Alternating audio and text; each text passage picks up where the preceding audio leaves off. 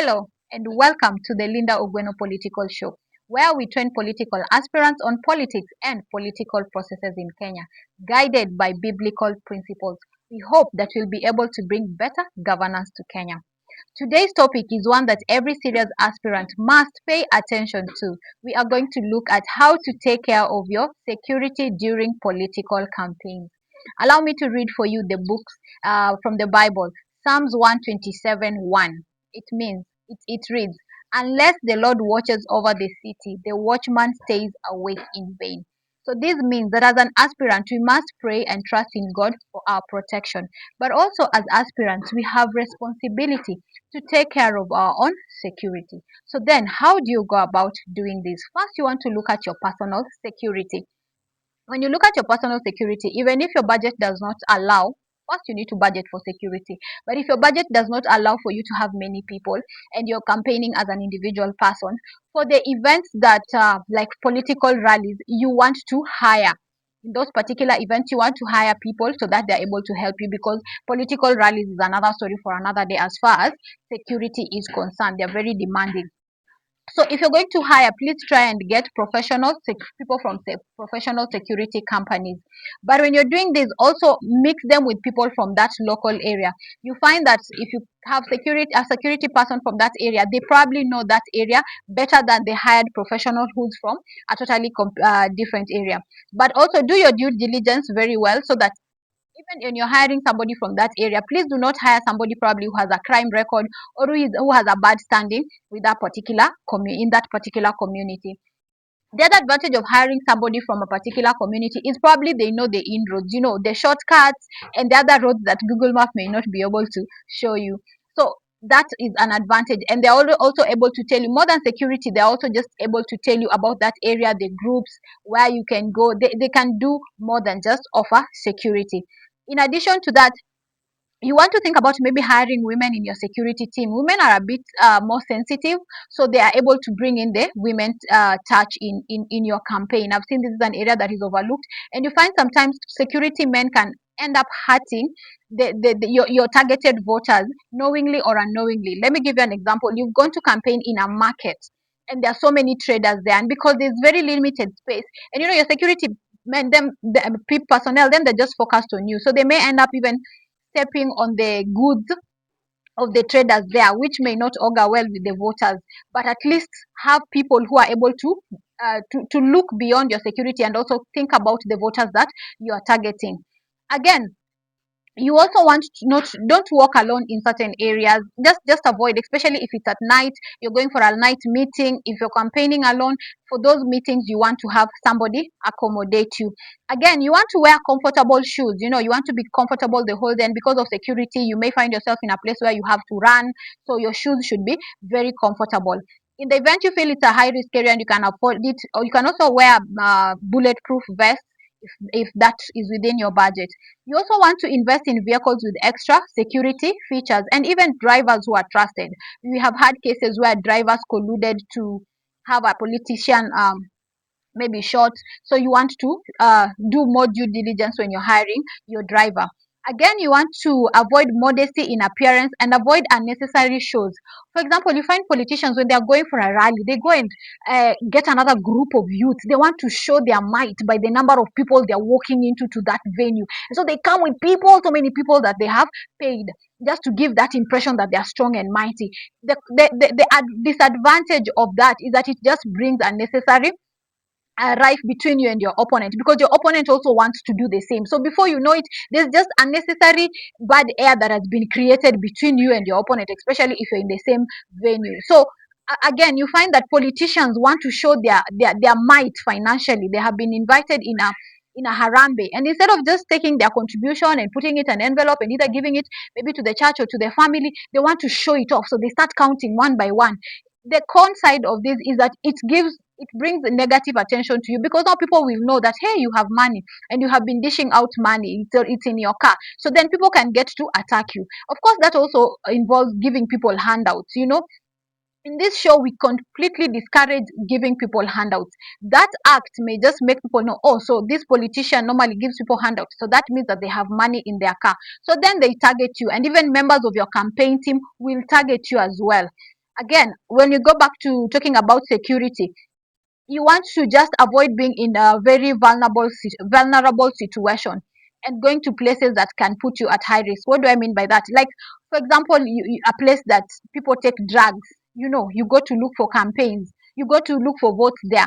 That's a very high risk area as far as your security is concerned. So you may want to just avoid going to those particular places. You also want to dress in a dignified way. For example, God forbid, but sometimes you may find that you are attacked, you lose your dressing, your clothes are torn. We pray that does not happen, but it may happen. So if I would advise, especially women, please invest in good underwear. What do I mean by that? If it's something, if it can match, the better, or just make sure it is good, because your photos may be taken and they may end up circulating in social media. So you just want that your underwear is in its best position. And of course, that applies to men as well. Again, you want to coordinate with the local authority. Talk to the police and the local administration. If you're going to have rallies, tell them. You can even ask them for extra security. Sometimes it comes at a cost, sometimes they do it because it is their job. So just let them know that that will be happening. Again, keep all the police hotlines active within your phone calls. Have all of them. You find that during election period, police offer heightened security, so they have extra lines for different things. So just make sure you take advantage of that. Again, you want to, again, not bail out a team member if they've done something that is illegal. You find that somebody within your security can go and do something that is unlawful. For example, they can even go and kill somebody. If it's unlawful, don't go and bail them out. This may work in your disadvantage, because the people in that community may think you're the one who's colluding with criminals to increase insecurity in that area. So make sure, but when you're hiring people in your campaign team, make sure you make that very clear to them, that if they go and commit something unlawful out there, even if they're part of your security member, your security team, they will face the law. Again, when it comes to movement and venue security, you want to not to use one route every other time, so that you avoid being very predictable. And also that applies to where you're going to sleep. If you can sleep in different areas, do that, so that people do not cannot predict your movement. Again, you want to check a venue in advance. For example, if a rally is going to happen somewhere, send somebody there in advance, so that they go and check the venue. What are the how do people get in there? How do people live? Where can you park your car? And then you also want to go and find out what has your opponent done. Sometimes in my mother tongue they say "Theodo pap," loosely translated to mean your opponent has treated the ground. So most of the time it is through cash. Probably they have given supporters a lot of money, or sometimes they have also given them a lot of illicit, not illicit, it may not be illicit, but they have given them drugs and alcohol. So you find the supporters, they are already too hostile towards you. So that is the reason why you're sending somebody. So if the already people who are in the ground are hostile towards you, and you go there, you see, you're heightening your insecurity chances. So always send somebody to go check. When they're checking, let them also check the podium and the dais where you'll be standing to address people. Sometimes they are very weak, and at times it is made like that intentionally. So when it will be your time to be at the dais, they can just kick that dais and you fall down, and you see that may not be very nice. Again, you want to avoid leaving political rallies with other aspirants. You find that sometimes, because of rallies, there are so many aspirants who are together, and so when you live together, all the voters and all the supporters who are there rushing, and it's a very chaotic place. So what you do is figure out how you're going to leave that particular event. You can leave earlier than the rest. You can, the common one is pretend like you're taking a phone call and leave before the other people, or you can wait, let other aspirants leave, especially those who give handouts, let them leave and go. Just be patient, wait. Once they have gone, then you can leave comfortably. Another security tip: every time you get in a venue, think of your exit first. Exit fast. How am I leaving this place? There are different strategies for leaving different venues, but the first thing you have to think about before you even sit down is, how am I leaving this particular venue? Again, you want to avoid you want to think about alternative routes, and this one calls for you to work hand in hand with your campaign team. So Sometimes the entrance that you use may not be necessarily the exit that you will use. So once you have gotten in, your campaign team can go scout around and see if there's an alternative exit. Then whatever they tell you, please adhere. It's very good, important that you cooperate with your campaign team members. Maybe there's a fence somewhere that has a hole and they have gone and packed outside even the venue where you guys were. So they have parked there, so you have to use that shortcut and then go and get access to the car and drive off. So work very closely with your people in your security team. Again, when it comes to crowd and event safety, just hire people to control crowds. Maybe you're the one who's hosting an event, so just have people who will be able to control crowds. Again, you also want to you also want, before you go for a particular function, especially for groups, you want somebody to send somebody to go and verify. If you're an aspirant, you'll get so many calls, people telling you, oh, we are a group here, come and meet us. Oh, we have so many here, we have so many voters here, come and meet us. Send somebody to go to that group first before you go. If you go like that, you'll find that even voters become extortionists. They want to, get as much as they can from political candidates. So you go there, these voters will just, they will be praising you in a way that is not normal. They just, hey, you're the one we are taking, you're the one we are voting for, all that. And if you ask them, what is even my name? You find that probably they don't know your name. And that place, the only thing that they want from you is money. Immediately you give them money, you go. 2 hours later, they have again invited your opponent, and they're also doing the same thing to your opponent. You're the one we're voting for, like that. So just have it at the back of your mind that unfortunately also voters want to extort politicians. So have somebody do for you due diligence on your behalf to avoid being in such a situation. If you found yourself to have been cornered, now you're in a rally, now you're cornered, there are people and you don't know what to do, I'd advise that you can have some few cash notes, and what you do is you throw it, and throw it with all the force that you can. So when the money rushes there, what is going to happen is that people are going to run towards the money. So as they run towards the money, then you get your opportunity to run in the opposite direction, and you are able to get away from that particular scenario. Avoid carrying anything that will make somebody want to attack you personally. If it's a rally, avoid even having a phone. If somebody can handle that for you, well and good, so that after that rally you can get your phone back and continue. Again, if you're attacked, please report to the police and seek help. But if you find yourself in a venue, you may well just want to lie down and just, maybe they're throwing stones. Just, storms pass, all storms pass. So just weather it, it will pass. But after that, as I've said, please report and seek help.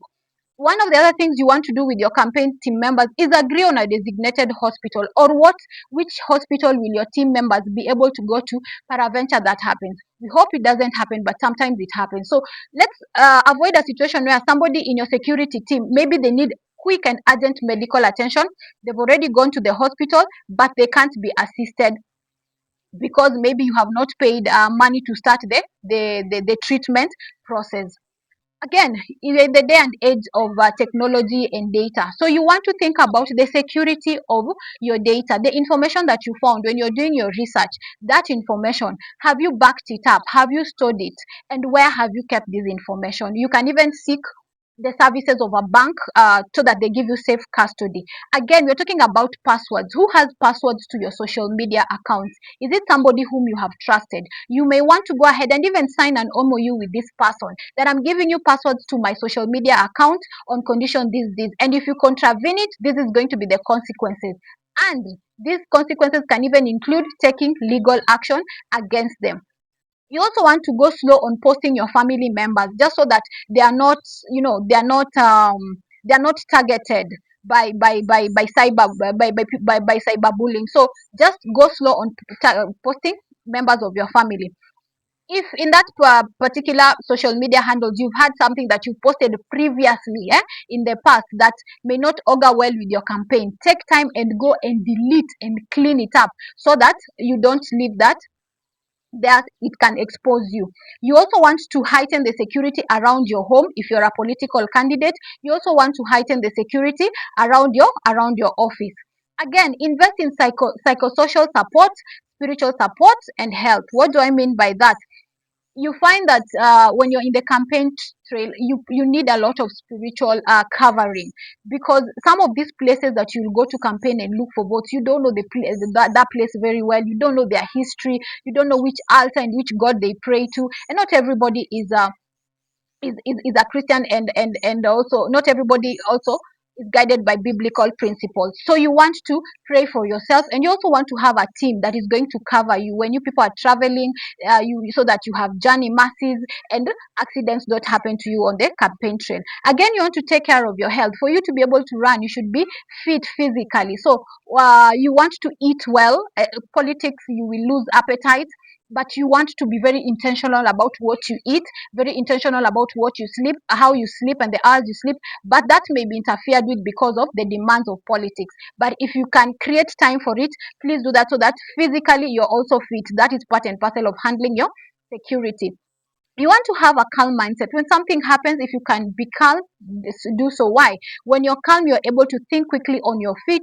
You're able to figure out what to do for because this is guided by biblical principles. You're able to hear the Holy Spirit, and the Holy Spirit will guide you and can tell you, do this and do that. Again, follow your instinct. Some of these things is very hard to explain. When your instinct just tells you something is not right here, probably it is not right. So just follow your instincts. Again, you want to invest in psychological support for yourself and your team. Campaigns are stressful, and attacks can leave deep emotional scars. Again, they can also leave deep physical scars.